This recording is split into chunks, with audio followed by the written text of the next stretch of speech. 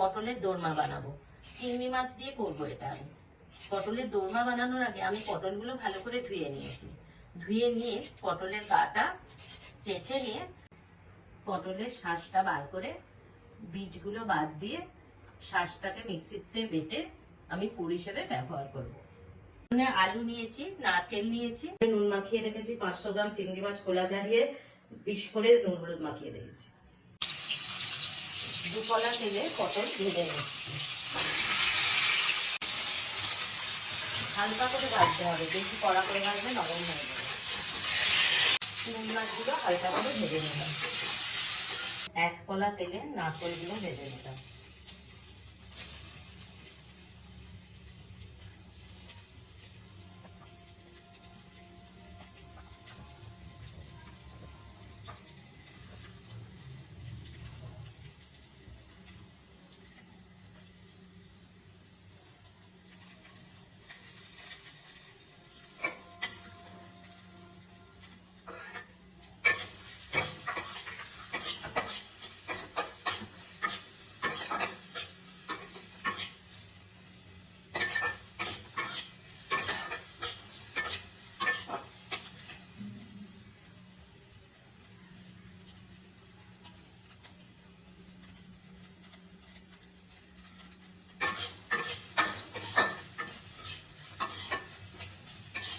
পুর তৈরি করার জন্য দুকলা তেল দিয়ে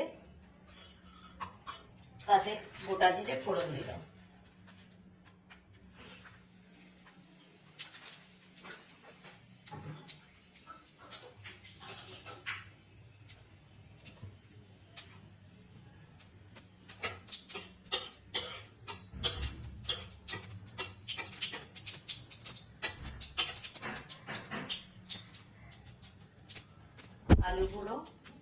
আলুগুলো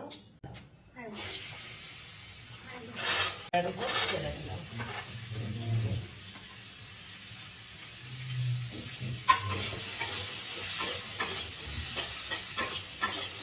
আলুতে নুন হলুদ দিয়ে নেড়ে নিচ্ছি।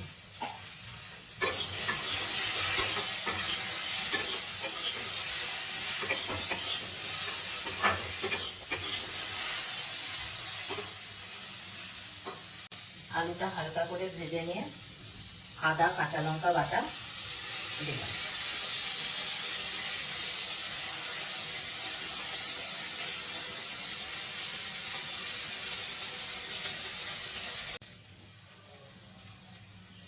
একটু কাঁচা লঙ্কা কুচি দিলাম, 2-3টে হবে। একটা ছোট টমেটো কুচো দিলাম, আমি বীজগুলো ফেলে দিয়েছি। পটলের ভেতরের শাঁসটা দিয়ে দিলাম। শাঁসটা ভাজা হয়ে হালকা করে নেড়ে নেওয়ার পর আমি 1 চামচ জিরে গুঁড়ো, 1 চামচ হলুদ গুঁড়ো আর হাফ টিস্পুনের মতো গরম মশলা করে দিয়েছি।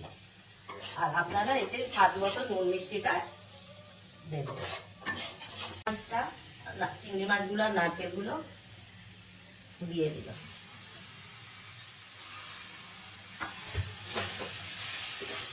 আমার পুর অলমোস্ট রেডি।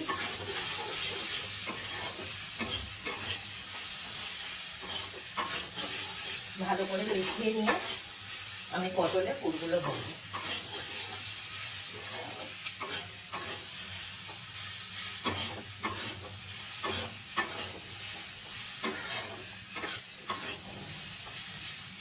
চামচ দিয়ে ভালো করে পুরটা বসিয়ে দিয়ে চেপে চেপে বসিয়ে দিতে হবে, না হলে পুরটা বেরিয়ে যেতে পারে।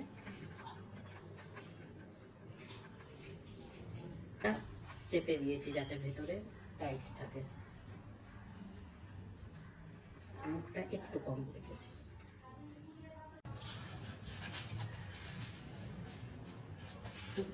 কলা তেল দিয়ে গোটা জিরে ফোড়ন দিয়েছি, একটা শুকনো লঙ্কা ফাটিয়ে দিয়েছিলাম।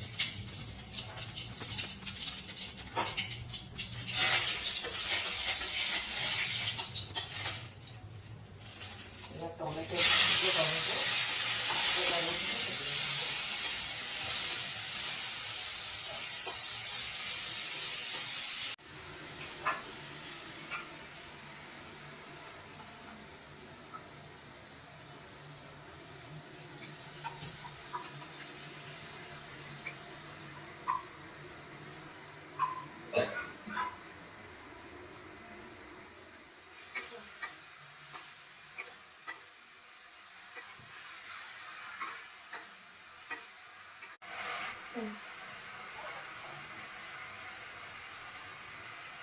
গুঁড়ো মশলাগুলো দিয়ে দিলাম। এবার এগুলো কষে নিতে হবে। কষার জন্য আমি সামান্য পরিমাণ জল দেবো।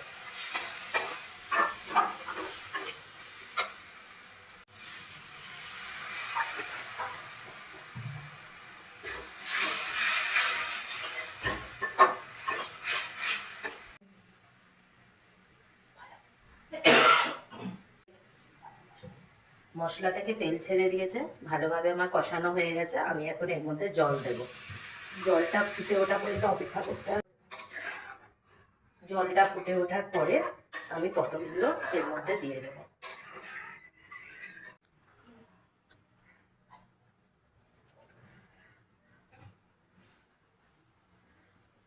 আমার জল ফুটে উঠেছে, এবার পটলগুলো এর মধ্যে একটা একটা করে দিয়ে দেব।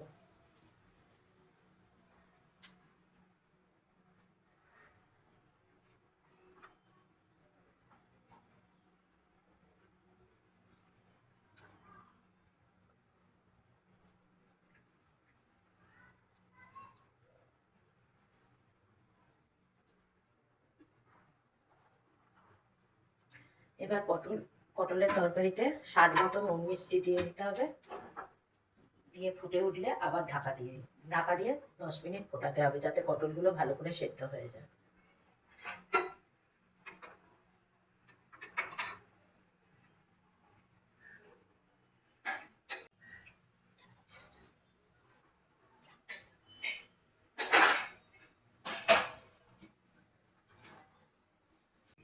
পটলের দোরমা আমার হয়ে গেছে, এবার নামিয়ে নেব।